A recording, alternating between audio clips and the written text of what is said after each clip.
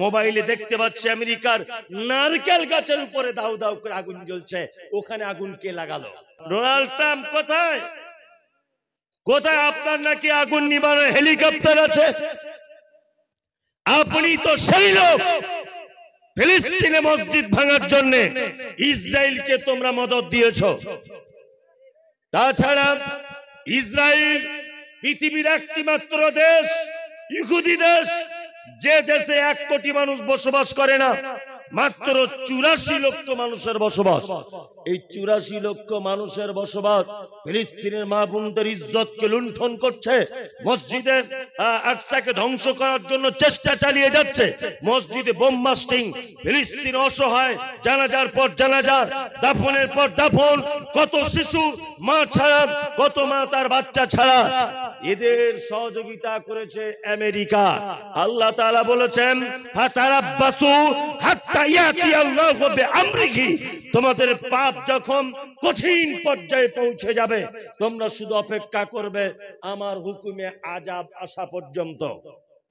অপেক্ষা করবে, আমার আযাব চলে এলে পৃথিবীর কেউ তোমাদেরকে বাঁচাতে পারবে না। ক্যালিফোর্নিয়া শহরে মোবাইলে দেখতে পাচ্ছি আমেরিকার নারকেল গাছের উপরে দাউ দাউ করে আগুন জ্বলছে।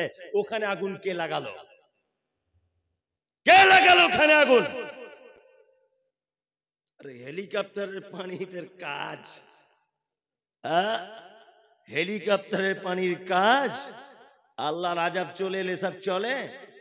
পৃথিবীর দ্বিতীয় ব্যভিচারের কাজ হয়, দ্বিতীয় স্থান, সব থেকে বেশি নারী পুরুষ ব্যভিচারে লিপ্ত হয়, বউ পাল্টা পাল্টি হয়, পুরুষে পুরুষে সেক্স, কোনো সমস্যা নেই। নাইট ক্লাবে যায়, এর বউকে নিয়ে রাতে ও থাকে, ওর বউকে নিয়ে রাতে এ থাকে। এই শহরটার নাম হচ্ছে আমেরিকার কি? ক্যালিফোর্নিয়া, তাই না? আমেরিকার ক্যালিফোর্নিয়া। আল্লাহু আকবার। আল্লাহর আযাব তাদেরকে গ্রেফতার করেছে, করেছে না? করেছে। শুধু এই নয়, আরে আমেরিকা তো সামান্য জায়গা। এর আগে আল্লাহ সুবহানাহু ওয়া তাআলা পবিত্র আল কোরআনে আদ এবং সামুদ জাতিদের ব্যাপারে বলেছেন, সাক্কার আলাইহিম সাবআ লায়ালিন ওয়া সামানিয়াত আইয়াম হুসুমান ফাতারাল কাওমা ফিয়া সারা কান্নাকুম আজাজু নাখলিন খাবিয়া ফাল তারা লাহুম মিন বাকিয়া।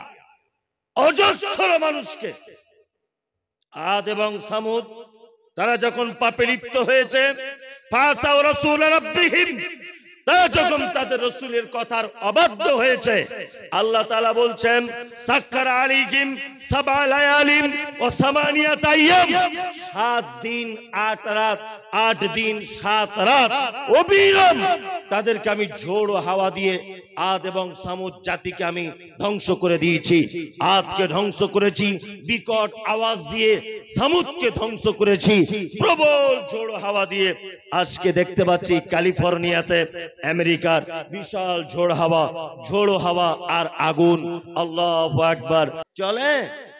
শুনুন, আপনাকেও বলে রাখছি একটা কথা, আপনি যে পাপ কাজে লিপ্ত যুবক, সেই পাপের জন্য কিন্তু আযাব এসে যাবে। অনেক আযাব ইতিমধ্যে আমাদেরকে টক্কর লাগিয়েছে। তার ভিতরে একটা কথা বলি, আজ থেকে সম্ভবত 1 সপ্তাহ 10 দিন আগে দিনাজপুরের দিকে ছোটখাটো ভূমিকম্প হয়েছে। অনুভব করেছেন? তার মানে কি? তার মানে আল্লাহ সুবহানাহু ওয়া তাআলা ছোটখাটো ভূমিকম্প দিয়েছে, পৃথিবী কাঁপিয়েছে, অনেক মানুষ বুঝতে পেরেছেন। আল্লাহ আপনাকে সতর্ক করছে, একটু সতর্ক হয়ে যান বন্ধু, একটু সতর্ক হন, জীবনযাত্রা পরিবর্তন করুন। কি বললাম বুঝলেন? আপনি যে কি পাপ কাজে লিপ্ত হচ্ছেন। আল্লাহু আকবার, আল্লাহু আকবার, আল্লাহু আকবার। জেনা ব্যভিচার অহরহ চলছে, চলছে না? চলছে। আচ্ছা, মুর্শিদাবাদে কত % মুসলিম? এ মালদাতে কারো জানা আছে? আমার জানা নেই। 60% হবে মুসলিম। 51% মুসলিম মালদাতে, তাই তো? এবার আপনাদেরকে বলছি, আপনাদের এই যে ডাক বাংলা, ধুলিয়ান, এইগুলোর মধ্যে কত % মুসলিম হবে? আইডিয়া? 60%, তাই না? 60-70% মুসলিম, তাই না? তারপরেও দেখুন আল্লাহর আযাব আসবে কিনা। তারপরেও দেখবেন ওই আপনার ঘাটের কাছাকাছি ব্যভিচারে লিপ্ত হচ্ছে সব মানুষ, দেখতে পাচ্ছেন না? আমি নিজে দেখার কথা বলেছি, চোখে দেখা। ঘাটের ওই চারিদিকে ধুলিয়ান ডাক বাংলা থেকে ঘাট পার হলে চারিদিকে সব বেশ্যা মহিলারা, পতিতালয়ের নারীরা দেহ ব্যবসায় লিপ্ত। যাচ্ছে কারা? কারা? আপনার ঘরের যুবক, আমার ঘরের ছেলে, অজস্র যুবক, অজস্র মানুষকে আপনি দেখতে পাবেন তারা এইসব কাজে লিপ্ত হচ্ছে কি হচ্ছে না? আল্লাহ বলেছে ফাতারাব্বাসু, অপেক্ষা করো শুধুমাত্র হাত্তা ইয়াতি আল্লাহু বিআমরিহি, আমার পক্ষ থেকে তোমাদের কাছে আযাব আসা পর্যন্ত অপেক্ষা করো। পাপ কাজে পুরো ছেয়ে গেছে গোটা সমাজ, ছেয়ে গেছে না গোটা সমাজ। আপনাদের কাছে অনুরোধ, এই গ্রামের যে সমস্ত যুবকরা রয়েছেন, এই গ্রামে বসবাস যারা করেন, আপনাদের কাছে বিনীত অনুরোধ করছি, যুবক, তুমি বাবরি মসজিদ ভেঙেছো বলে তুমি নরেন্দ্র মোদীকে গালাগালি করেছো, করেছো না? করেছো। তুমি অমিত শাহকে গালাগালি করেছো, করেছো না? করেছো। তুমি সেই যুবক, মুহাম্মদ সাল্লাল্লাহু আলাইহি ওয়াসাল্লামের বিরুদ্ধে কেউ কোনো কথা বললে তুমি কি করো? লাঠি নিয়ে সবার আগে ফার্স্ট কাতারে তুমি দাঁড়াও, তাই না? তুমি তো সেই যুবক যে যুবক সমস্ত কাজে রক্ত গরম করে তুমি আগে থাকো। কিন্তু বড় দুঃখ লাগে, আজান হলে তুমি মসজিদে আসো না, রমজান মাসে তুমি সিয়াম পালন করো না। বড় দুঃখ লাগে, জানুয়ারিতে তুমি ডিগ বাজিয়ে পিকনিক করো, হ্যাঁ এটা বড় দুঃখ লাগে। রাতের বেলা পরের মেয়ের সঙ্গে তুমি রাত 2টো পর্যন্ত ভিডিও কলে কথা বলো, তোমাকে দেখে এটা বড় কষ্ট হয়। তুমি অবৈধভাবে রাস্তায় ঘোরাফেরা করো, কত মেয়েকে নিয়ে সিনেমা দেখতে চলে যাও, কত মেয়েকে বাইকে বসিয়ে তুমি অন্যায় কাজে লিপ্ত হও। তুমি কি সমাজ পরিবর্তন করবে? এখন দেখতে পাচ্ছি ডাক্তার নিজে অসুস্থ, তাই না? ডাক্তার নিজে অসুস্থ। আমরা যারা সমাজ পরিবর্তন করার পদক্ষেপ গ্রহণ করব, আমরা নিজের একটু পরিবর্তন হই ইনশাআল্লাহ। পরিবর্তন আপনি জীবনে হতে পারবেন না যতক্ষণ না পর্যন্ত আল্লাহর ভয় আপনার এই জায়গাটায় না আসবে। পৃথিবীর শ্রেষ্ঠ যুবক, শ্রেষ্ঠ যুবকের একটা কথা বলে আমি বক্তব্য আস্তে আস্তে আস্তে আস্তে শেষের দিকে নিয়ে চলে আসবো। এক, মুসআব বিন উমাইর। নাম কি? মুসআব বিন উমাইর। বাড়ি কোথায়? মক্কায়। বাড়ি কোথায়? মক্কায়। মক্কায় যত ধনী লোকের বেটা, এদিকে ফিরুন, যা কিছু শুনেছেন সব ভুলে যান, আমার অসুবিধা নেই, আপনাকে এইটা শুনে যেতে হবে। নাম তার মুসআব বিন উমাইর, মক্কায় বাড়ি, মক্কার সব থেকে ধনী লোকের বেটা। নাম কি? মুসআব বিন উমাইর। কত ধনী জানেন? যে জামাটা একবার পরতো দ্বিতীয়বার জীবনে পরতো না। দুই, মুসআব যে আতর লাগাতো রাস্তা দিয়ে গেলে বোঝা যেত যে এই রাস্তা দিয়ে গেছে মুসআব বিন উমাইর। মুসআব এমন একজন ছেলে, যে ছেলেটার আল্লাহর নবীর সঙ্গে রূপ চেহারার অনেকটা মিল ছিল। কি বললাম বুঝলেন? মুসআব কোঁকড়ানো মাথায় তার চুল, আর রূপ তার দেখে কে। মক্কায় আল্লাহ নবী সাল্লাল্লাহু আলাইহি ওয়াসাল্লাম দ্বীনের দাওয়াত দিলেন। আপনিও যুবক, সেও যুবক, এই জন্য আপনাকে আমি ঘটনাটা শোনাতে চাইছি। আপনিও যুবক, সেও যুবক, আপনাকে আমি শোনাতে চাইছি। আল্লাহ নবী সাল্লাল্লাহু আলাইহি ওয়াসাল্লাম মক্কায় দ্বীনের দাওয়াত দিচ্ছেন গোপন ভাবে। মুসআবের কানে খবর গেল যে মক্কাতে একটা জাদুকর এসেছে, লোকটা খুব বদমাশ, খারাপ, তার নাম মুহাম্মদ সাল্লাল্লাহু আলাইহি ওয়াসাল্লাম। খুব খারাপ, লোকে সবাই খারাপ বলছে। মুসআব একদিন ভাবছেন যে সবাই লোকটাকে খারাপ বলে, আমি একটু লোকটার কাছে যাব, দেখি অরিজিনালি লোকটা খারাপ কিনা। দারুল আরকাম, আরকাম বলে একজন সাহাবী, তার বাড়িতে আল্লাহ নবী সাল্লাল্লাহু আলাইহি ওয়াসাল্লাম 2-4 জন সাহাবীদেরকে নিয়ে গোপনে কোরআন তেলাওয়াত করে কোরআনের ব্যাখ্যা বিশ্লেষণ করছেন। মুসআব গেলেন তার বাড়িতে, হাদিস সহিহ, দরজায় কে? মুসআব। সাহাবীরা তো ভয়ে থরথর করে কাঁপছেন। নতুন ঈমান এসেছে, 4-5 জন নতুন ঈমান, ভয়ে থরথর করে কাঁপছি। মুসআব চলে এলো মানে আমাদের মেরে শেষ করে দেবে। আল্লাহ নবী সাল্লাল্লাহু আলাইহি ওয়াসাল্লাম বলছেন, মুসআবকে ভিতরে ঢোকার অনুমতি দাও। মুসআবকে ভিতরে ঢোকার অনুমতি দিলেন আল্লাহর নবী। আল্লাহর নবী সাল্লাল্লাহু আলাইহি ওয়াসাল্লামের কাছে মুসআব বসলেন। আল্লাহ রাসূল মুসআবের গায়ে হাত বোলালেন, হাত বুলিয়ে কিছু কথা বললেন। মুসআব চলে এলেন। মুসআব চলে এসে লোকদেরকে ডেকে ডেকে বলছেন, তোমরা যে লোকটাকে পাগল বলো, তোমরা যে লোকটাকে খারাপ বলো, ওই লোকটার নাম মুহাম্মদ। বলছে হ্যাঁ। বলছে আমি তার কাছে গিয়েছিলাম। এই রকম পৃথিবীতে দামি মানুষ, ভালো লোক আমি জীবনে কোনোদিন দেখিনি। মুহাম্মদ বলে লোকটা আমার গায়ে হাত দেওয়ার সাথে সাথে আমার গায়ে যেন একটা শীতলতা অনুভব করতে লাগলাম, আমার মনটা যেন গলে যেতে লাগলো। আস্তে আস্তে আবার আরেকদিন মুসআব গেল আল্লাহর নবীর কাছে। আল্লাহ রাসূল কোরআন তেলাওয়াত করছেন। কোরআন তেলাওয়াত শুনে মুসআবের অন্তর গলে গেল। আল্লাহর নবীকে মুসআব বলছেন, আল্লাহর নবী আপনি দয়া করে আমাকে আপনার দলভুক্ত করে নেন, আপনি আমাকে কলেমা পড়িয়ে দেন। আল্লাহর নবী সাল্লাল্লাহু আলাইহি ওয়াসাল্লাম মুসআবকে কলেমা পড়ালেন। মুসআব কলেমা পড়লেন। কলেমা পড়ার আসে আল্লাহ নবী সাল্লাল্লাহু আলাইহি ওয়াসাল্লাম বললেন, মুসআব তুমি যে ইসলাম গ্রহণ করেছে কথা গোপন রাখবে, কাউকে প্রকাশ্য বলবে না, সমস্যা হতে পারে। ধনী লোকের বেটা তো। মুসআব ইসলাম কবুল করার পরে আস্তে আস্তে আল্লাহ রাসূলের সঙ্গে ওঠা বসা করতে করতে মানুষ জেনে গেছে মুসআব ইসলাম গ্রহণ করেছে। কিন্তু মুসআবের মা এত খতরনাক মহিলা, মুসআবের মা মুসআবকে বলছে, মুসআব ওই মুসআব তুমি নাকি মুহাম্মাদের ইসলাম কবুল করেছো? বলছে হ্যাঁ মা করেছি। তুমি কি জানো কোন সম্পত্তি তোমাকে দেব না ইসলাম কবুল করার জন্য? বলছে মা আমি সম্পত্তি চাই না। তুমি কি জানো মুসআব তোমাকে ঘরে বন্দি করে রাখা হবে?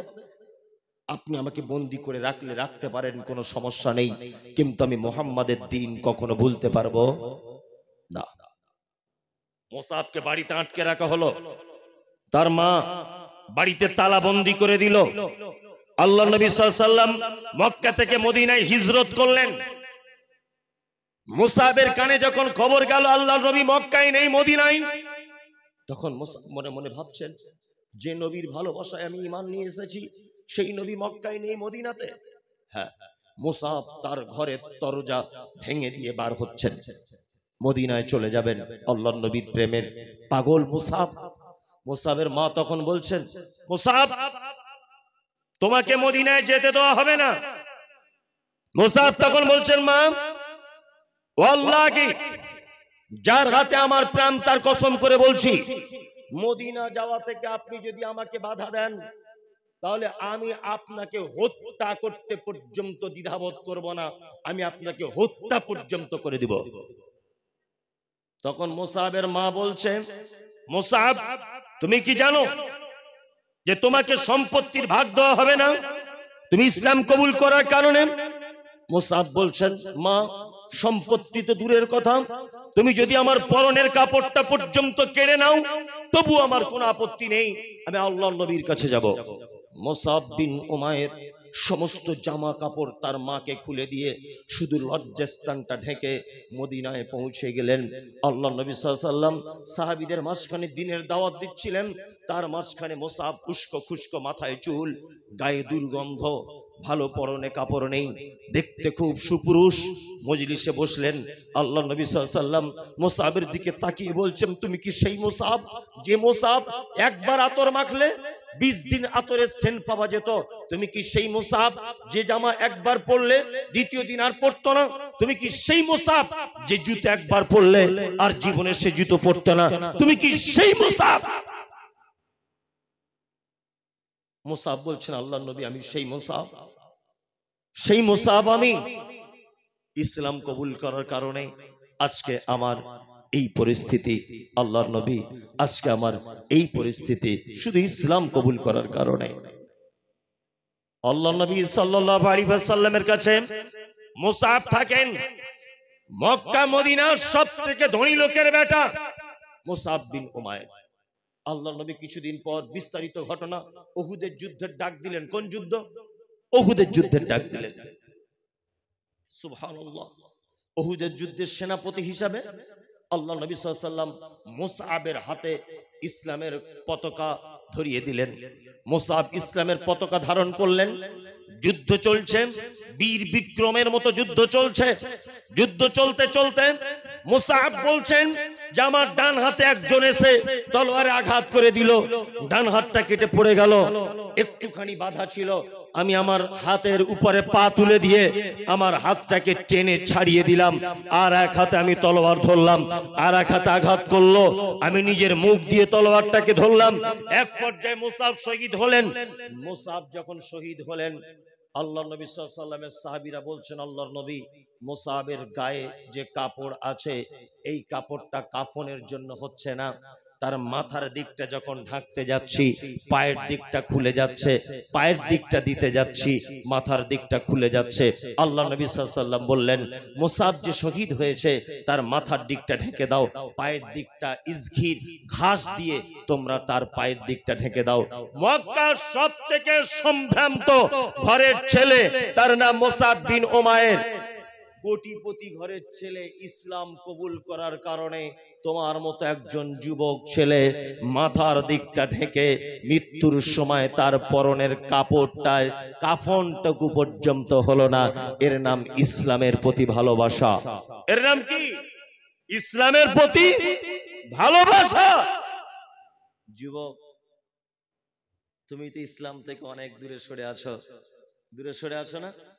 দূরে সরে আছো। তুমি অনলাইন দেখলে ঝাঁপিয়ে পড়ো, কিন্তু তুমি ইসলামের পক্ষ হয়ে তুমি আমলের দিক দিয়ে একদম নয়।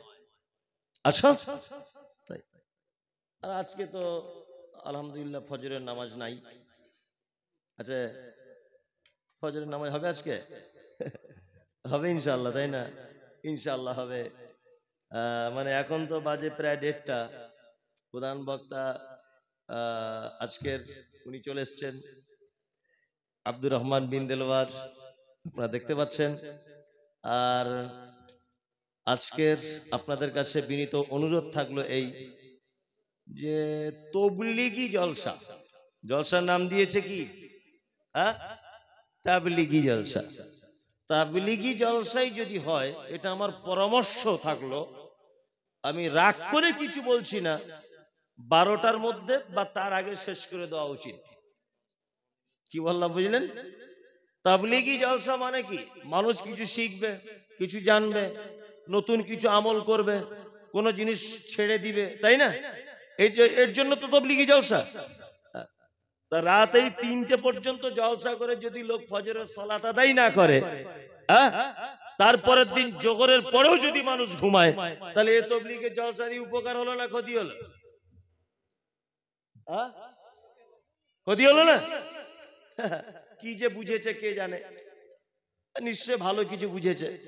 তবে একটা কথা বলি, আপনার বোঝাটাই যে সব সময় ঠিক এ কথা নয়। কি বললাম বুঝলেন? ওই জন্য ভালো মানুষদের কাছে পরামর্শ নিতে হয়। কি বললাম বুঝতে পারছেন? যাই হোক, আল্লাহ, যারা আমরা এখানে বসে আছি যুবক ভাইরা, আল্লাহ আমাদের ইমানের জজবা তৈরি করে দাও, যাতে আমরা আগামী দিনে ইসলামের জন্য কিছু করে সমাজকে পরিবর্তন করতে পারি। আল্লাহ তুমি আমাদের এই দোয়া কবুল করো গভীর রাত্রিতে, আমিন। আমিনটা বলুন, আমিন। একজনা উঠে যাবেন না, কিন্তু বলে দিলাম, একজনা উঠে যাবেন না। নিশ্চয় আপনাদের বক্তব্য শোনার সিফাত ভালো আছে, ওই জন্য এত রাতে বক্তা তুলেছেন। একজনা ওঠার চেষ্টা করবেন না। আপনারা উঠে চলে গেলে